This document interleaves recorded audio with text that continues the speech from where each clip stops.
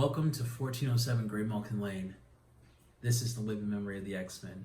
Today we're doing a comic review of a new series called Children of the Atom. Yeah, we're just gonna have to power through this. So, alright, anybody who knows me knows that I was not looking forward to this book. The whole idea of the X-Men having sidekicks is, for lack of a better word, dumb. Because there are a bunch of young heroes out there who could use this. And honestly, I didn't hate everything about this book. I didn't like the main cast of characters, but I liked everything that happened around them. I was surprised with that. Getting into it. All right, first of all, let's talk about the names.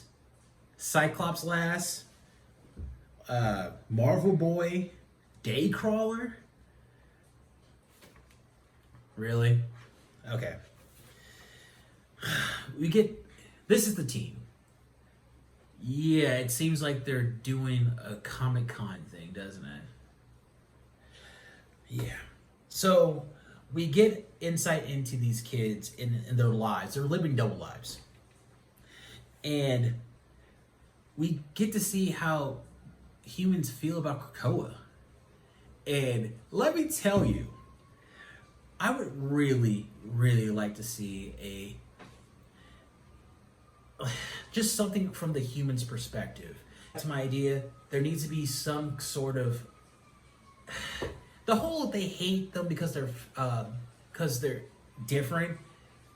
You need to go deeper with that. You need to show why humans don't like mutants. Seriously, and I'm just throwing this out there. Humanity the media or whatever, they need to start coming out with a bunch of interviews from people who have been affected by mutants. Okay, you got to get public opinion on your side. So get like a woman who was assaulted during a mutant battle, another guy who was forced to kill his wife because a mutant took control of his wife's mind and turned her on him, and he had to fight for his life. Just things like that, because it's really coming off his insecurity and jealousy. Just straight jealousy. And we see a little bit with the fans who say, I don't like this new direction. Like, why can't they be like how can they keep the superheroes that we know and love? Because the X-Men are not superheroes. Also, going back to the book, we get some greatly great cameos from Magma, Pixie, and Maggot. I am a huge Maggot fan. His powers were so unique. He was super strong. Like, the way they played him out was dirty. I would say, and then we get to my favorite part. The pool game with Cyclops, Nightcrawler, Storm, Jean Grey, and Wolverine. This is fun for a bunch of reasons. Wolverine just getting drunker and spouting dumb things. Nightcrawler was spitting facts and said that Cyclops was right. Okay, Wolverine was saying, "Oh, we need to get these kids.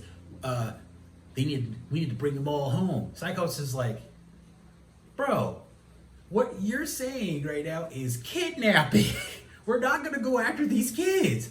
We could talk to them, get an idea of what's going on, because with mutants, they all heard the call that they can come to Krakoa and they're safe. But these 5 haven't showed up yet. Why? Well, I have a theory. Stay to the end.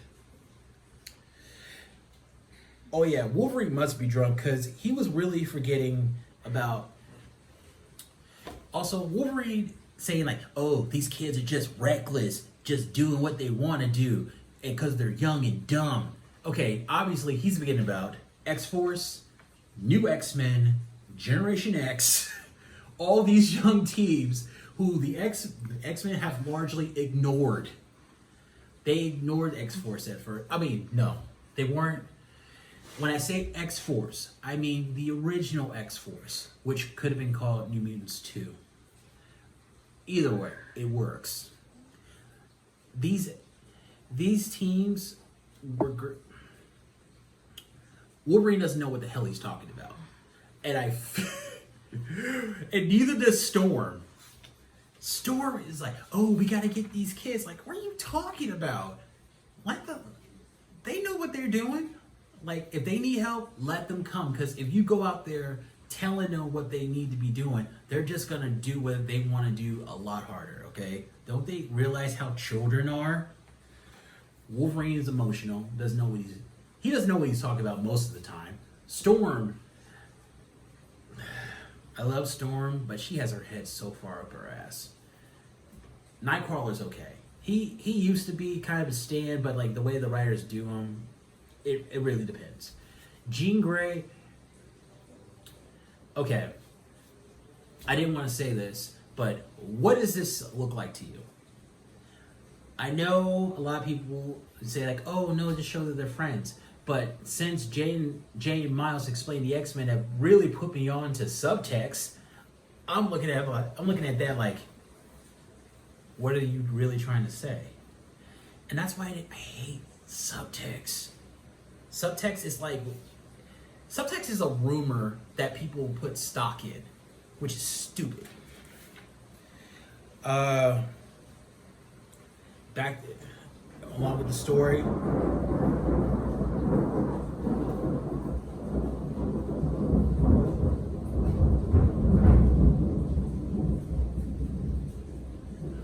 Okay, I'll stop saying you have your head up your ass, Storm. Jeez. Yeah, she's mad. We get more into the kids. We find out they have this whole little Riverdale, Dawson's Creek thing going on. Somebody comes in who might be a mutant. But the ending.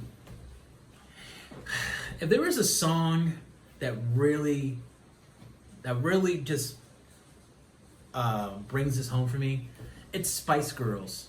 If You Wanna Be.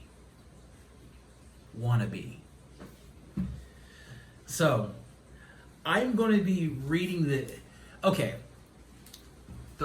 if you can see the cover, it's a variant cover. I did not want to get this book. I didn't want anybody I know to know like, wait, you got this? I got the nicer cover. Get the nicer cover. It's worth it.